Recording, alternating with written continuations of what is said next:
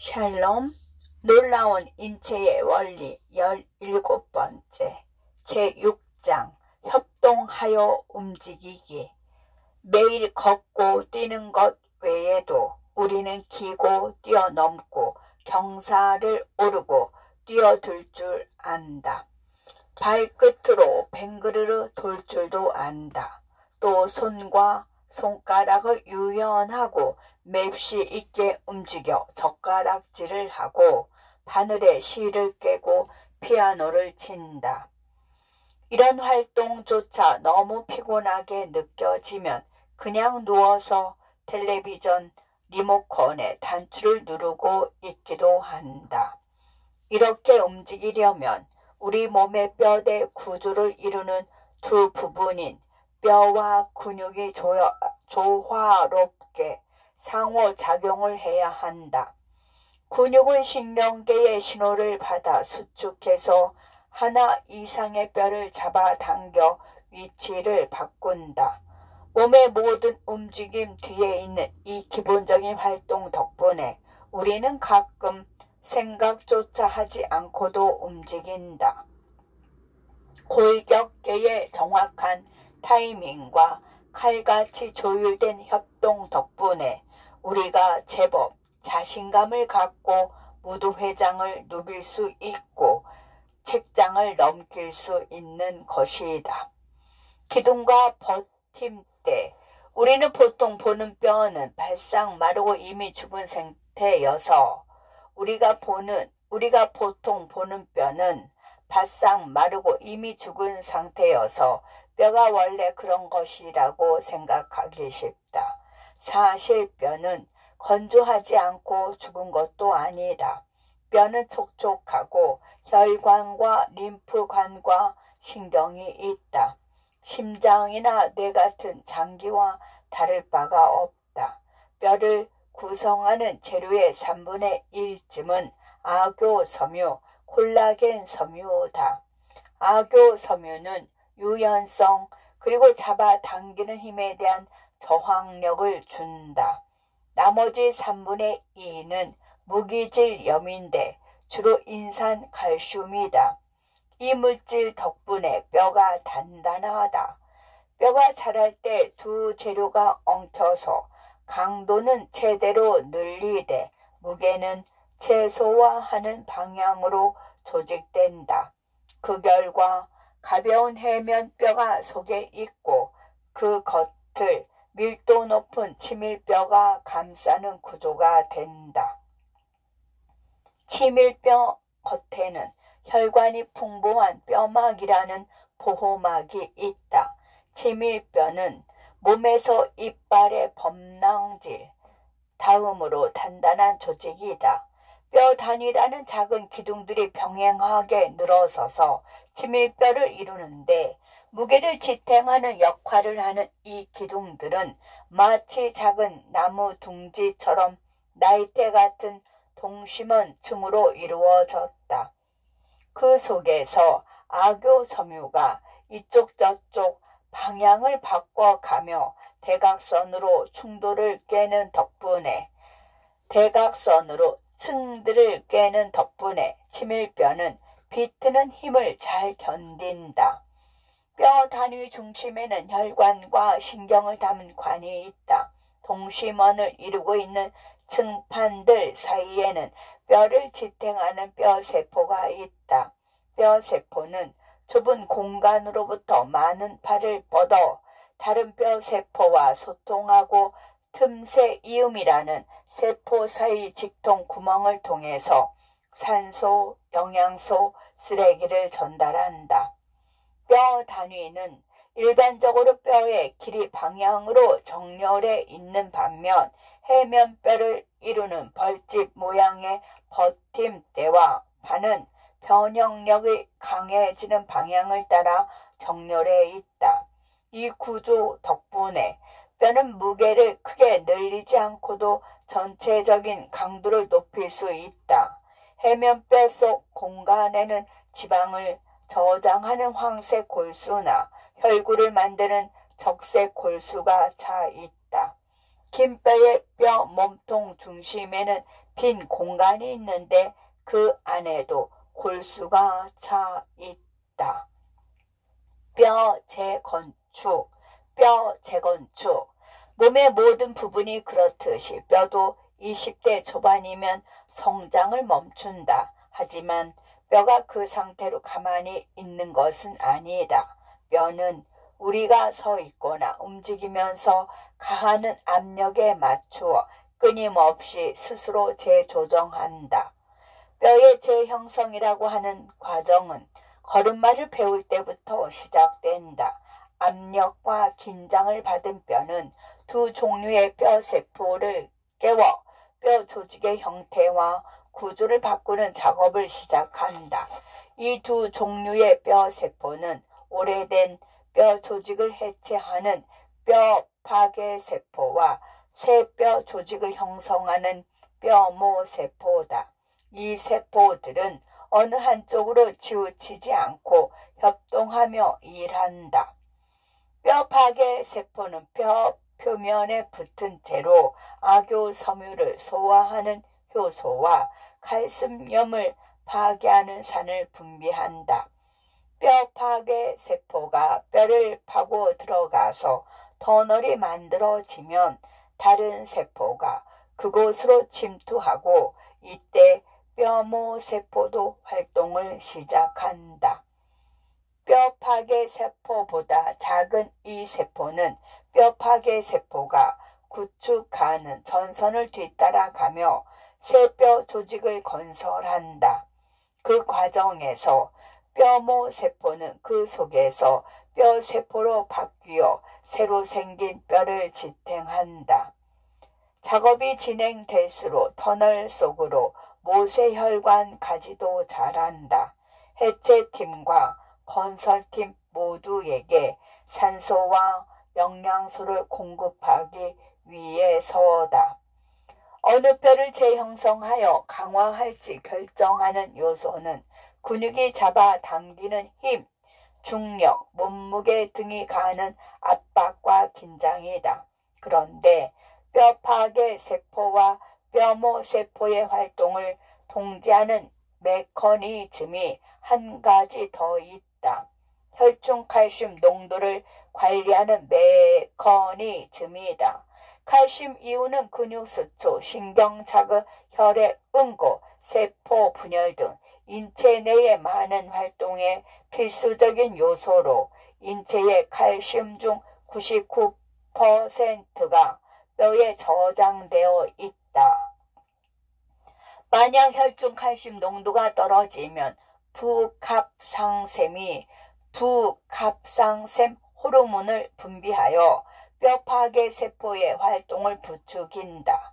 거꾸로 칼슘 농도가 높아지면 갑상샘이 칼시토닌을 분비하여 뼈 파괴 세포를 억제하고 새뼈 생산을 촉진한다.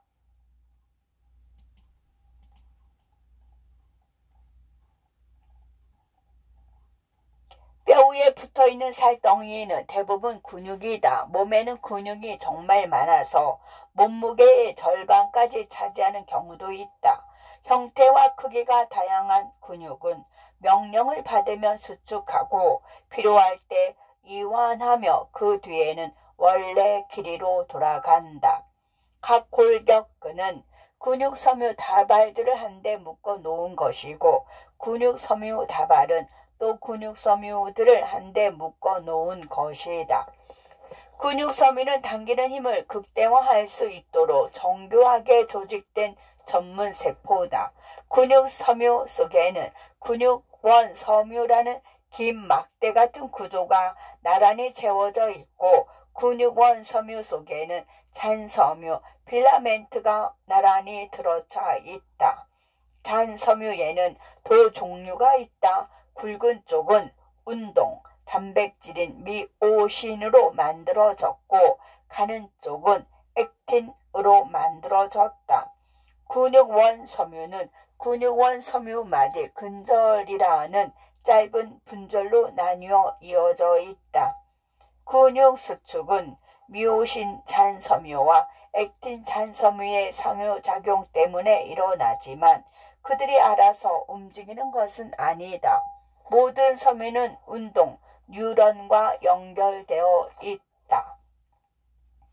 근육과 신경이 시냅스와 비슷한 이음부를 형성하고 있는 것이다.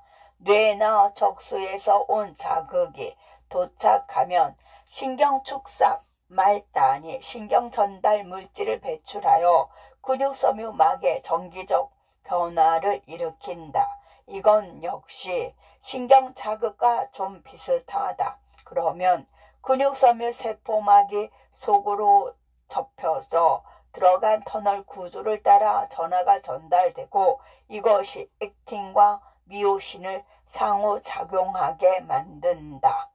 힘차게 잡아당기기, 힘차게 잡아당기기. 미오신 분자는 골프채 2개를 휘감아 놓은 것처럼 생겼다. 이 분자가 200개쯤 묶여서 하나의 굵은 미오신 잔섬유가 된다. 미오신 분자의 양쪽 머리는 가는 액틴 잔섬유에 있는 결합 장소에 가서 붙을 수 있다. 단 액틴 잔섬유를 나선으로 휘감은 트로포미오신 단백질이 막지 않을 때만 가능하다. 미오신 머리는 근육이 이완할 때도 활성화한 상태다.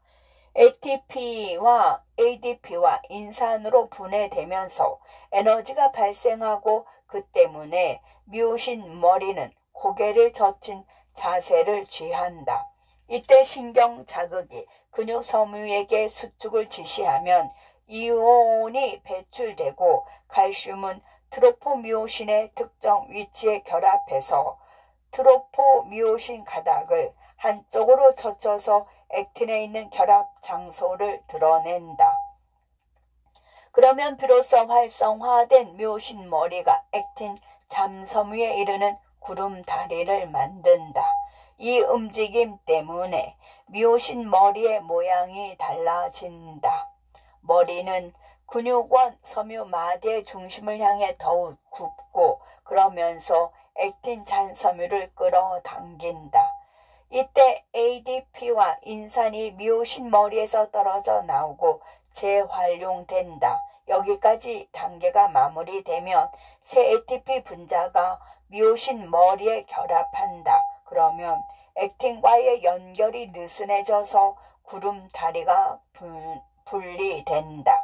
다시 한번 ATP는 ADP와 인산으로 분해되고 미오신 머리도 다시 활성화한다. 다음 결합 장소에 붙을 준비가 된 것이다. 미오신은 이런 식으로 계속 액틴 잔섬유를 따라 올라간다. 이처럼 구름다리가 놓였다 떨어졌다 반복하기 때문에 근육원 섬유 마디의 길이가 짧아지고 그래서 근육이 수축한다. 그러다가 신경 자극이 멎으면 칼슘 이온이 사라지고 트로포미오신이 다시 결합 장소를 막는다. 그래서 근육이 이완한다. 부드러운 움직임, 부드러운 움직임. 관절은 뼈가 2개 이상 만나는 곳에서 만들어진다. 관절은 다양한 수준으로 안정성을 제공하는데 사실 안정성보다 중요한 임무는 뼈들이 맞닿아서 으깨지거나 갈라지는 일을 막는 것이다. 관절 덕분에 뼈는 얼음과 얼음이 미끄러질 때보다 적은 마찰력을 느낀다. 관절의 안정성을 제공하는 한 요인은 관절을 감싸고 뼈들을 한데 묶는 질긴 섬유 조직으로 구성된 관절 주머니이다. 대개의 관절 주머니에는 인대가 붙어 있다. 인대는 악교 섬유가 풍부한 결합 조직으로 끈처럼 매달려서 지지해 준다. 관절 속을 보자. 유리처럼 매끈한 특수 연골이 2뼈의 뼈끝을 덮고 있다. 연골들끼리는 좁은 공간을 사이에 두고 떨어져 있다. 관절 주머니 속면은 윤활막이 덮고 있어서 관절 안 관절 공간으로 윤활액을 분비한다. 날달걀 흰자처럼 길쭉한 윤활액은 그러지 않아도 미끄러운 연골을 더 매끄럽게 만든다. 윤활액은 움직임이 없을 때는 연골에 머금어져 있다가 움직임이 있을 때 비어져 나와서 연골 표면을 매끄럽게 한다. 숯번지에서 물을 짜내는 모습을 상상하면 된다. 두개골의 두 번째 부분은 얼굴과 턱을 이루는 14개의 뼈다. 두 광대뼈가 볼에 도톰한 윤곽을 이루고 하나로 붙은 두 위턱뼈가 위턱을 이룬다. 위턱뼈에는 아래턱뼈처럼 치열이 있다. 나머지 얼굴뼈는 머리뼈와 결합하여 코안과 눈구멍을 만든다. 얼굴뼈와 머리뼈에 붙은 작은 근육이 피부를 당겨 약간이지만 정교하게 움직인다. 그렇게 움직인 결과는 행복한 미소도 지을 수 있고 우울한 우거지상도 될 수 있다. 뼈를 움직이는 것은 관절을 가로질리는 근육의 몫이다. 근육은 힘줄을 통해 뼈에 붙어 있다. 힘줄은 근육의 바깥막이 연장된 것으로 악교 섬유로 강화되었기 때문에 아주 질기다. 근육은 수축하면 더 짧고 통통해져서 자기에게 매달린 것을 무엇이든 잡아당긴다. 팔을 예로 들어보자. 위팔근은 위팔에서 나와서 경첩 같은 팔굽 관절을 넘어 아래팔뼈로 들어간다. 위팔뼈를 고정한 채 위팔근이 위축하면 아래팔이 움직일 것이다. 근육은 오로지 당길 줄만 한다. 그래서 한 근육의 활동을 반드시 반대편 근육이 받아주어야 하는데 이 경우에는 그것이 위팔세 갈래근이다. 거꾸로 위팔세 갈래근이 수축하고 위팔근이 이완하면 팔이 다시 곧게 펴진다. 바로 선 사람. 사람의 가장 좋은 친구인 개를 포함해서 대부분의 포유류는 몸을 지지하는 골격틀의 구조가 엇비슷하다. 척추는 수평에 가깝고 한쪽 끝에는 꼬리가 반대쪽에는 머리가 있으며 다리 이음뼈에 팔 이음뼈에 둘 달린 다리들이 몸을 지탱하면서 움직인다. 중요한 장기는 척추뼈에 매달려 있고 몇몇은 갈비뼈 안에서 보호받고 있다. 하지만 사람은 이런 포유류와 구조가 다르다. 사람은 곧게 서서 대부분의 동물을 위에서 굽어본다. 우리 선조는 과거 언젠가부터 네 발 대신 두 발로 걷는 방식을 선택했다. 직립을 하자 새로운 힘과 자세가 생겨났고 진화는 그에 맞춰서 우리 골격에 갖가지 변화를 일으켰다. 수평이 아니라 수직이 된 척추에는 굴곡이 생겨서 무게를 지탱하게 되었고 꼭대기에 머리를 얹어 놓게 됐다. 서 있을 때나 걸으면서 몸을 밀어낼 때 더 잘 지지하기 위해서 강인한 다리 끝에 발을 평평해졌다. 앞다리는 견고함을 약간 포기하는 대신 훨씬 유연한 발, 손가락이 되었다. 그 덕분에 우리는 팔을 뻗어 물질을 쥘 수 있게 되었고 반려동물의 뒤처리를 할 수 있게 되었다. 굴곡진 기둥, 척추굽이. 기묘하게 생긴 척추뼈 26개는 위태롭게 세로로 쌓여서 목과 몸통을 지탱한다.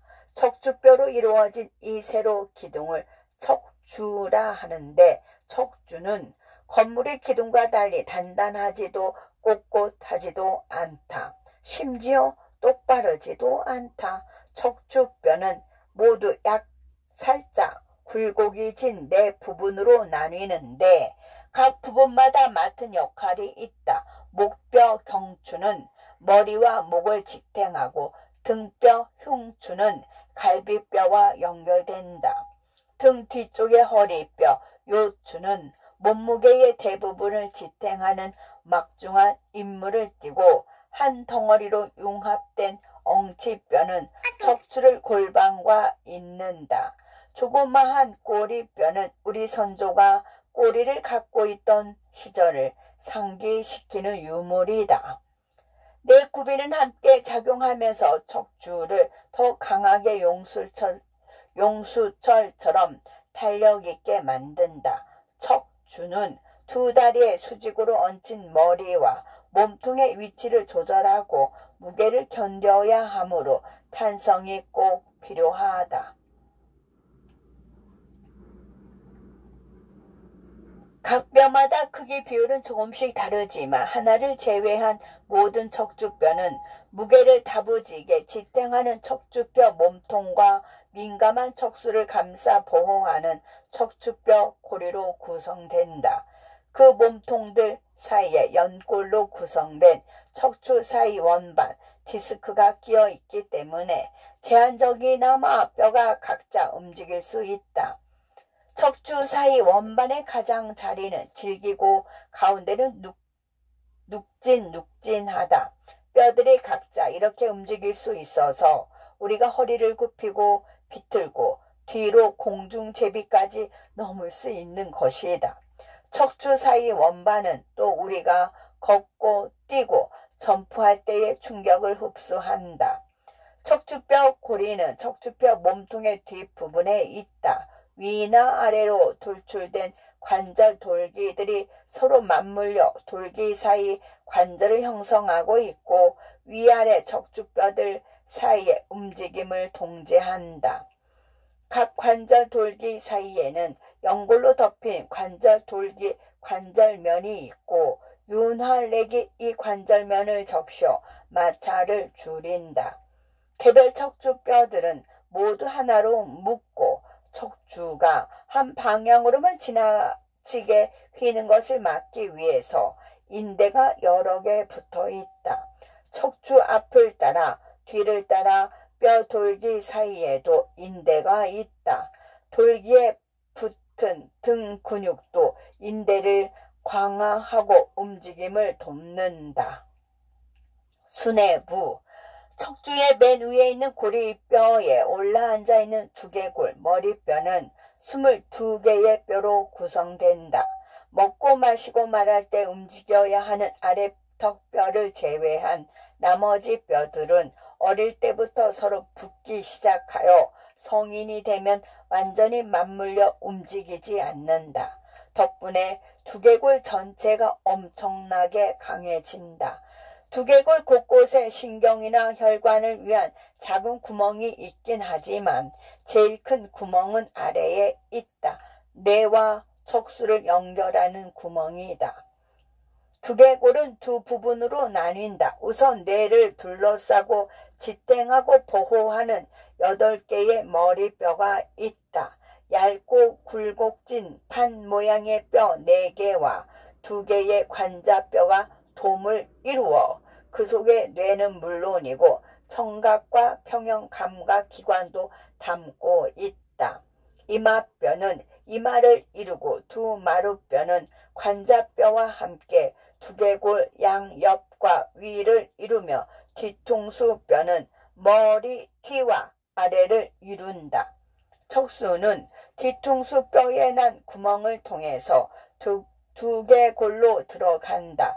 남은 두 뼈는 머리뼈들을 모두 이어주는 나비 모양의 나비뼈, 그리고 역시 복잡하게 생겨 코 안의 일부를 이루는 벌집뼈다. 두개골의 두 번째 부분은 얼굴과 턱을 이루는 14개의 뼈다. 두 광대뼈가 볼에 도톰한 윤곽을 이루고 하나로 붙은 두 위턱뼈가 위턱을 이룬다. 위턱뼈에는 아래턱뼈처럼 치열이 있다. 나머지 얼굴뼈는 머리뼈와 결합하여 코 안에 눈구멍을 만든다. 얼굴뼈와 머리뼈에 붙은 작은 근육이 피부를 당겨서 약간이지만 정교하게 움직인다. 이렇게 움직인 결과는 행복한 미소도 지을 수 있고 우울한 우거지상도 될 수 있다. 끄떡끄떡 도리도리 끄떡끄떡 도리도리. 평균적인 사람 머리는 축구공보다 아주 조금 작은데 무게는 그 10배가 넘는다. 머리는 목뼈 꼭대기에 수직으로 올라 앉아 있다. 목뼈와 목은 다양한 인대와 근육에 의지해 하체 위에서 머리의 균형을 잡는다. 동시에 머리를 우리가 의도한 대로 움직일 줄 알아야 한다. 그래야 우리 눈이 세상을 둘러볼 수 있을 테고 우리가 고개를 끄덕이거나 저어서 찬성과 반대를 표시할 수 있을 테니까 말이다. 이 단순한 움직임을 가능하게 하는 것은 척추의 맨 위에 있는 2개의 목뼈다. 맨 꼭대기에 있는 고리뼈는 두개골을 받치며 두개골이 앞뒤로 움직이게 한다. 그 바로 아래에 있는 중쇄뼈는 꼬리뼈를 지탱하고 고리뼈가 오른쪽 왼쪽으로 회전하게 해준다. 고리뼈와 중쇄뼈는 서로 다르게 생겼을 뿐더러 다른 척추뼈와도 다르다. 고리뼈는 동그란 반지 모양이고 척추뼈 몸통이 없다. 중쇄뼈의 작은 몸통에는 수직으로 돌기가 나 있어서 고리뼈가 그곳에 기대어 회전한다. 두 뼈 사이에는 척추 사이 원반 디스크가 없다. 중쇄뼈 아래로는 일반적인 척추뼈처럼 구부리고 비트는 움직임이 가능하다. 그런 움직임을 만들어내는 것은 서로 겹쳐있는 여러 근육들이다. 척추나 어깨뼈에서 시작된 근육이 두개골이나 목뼈를 잡아 당긴다. 샬롬.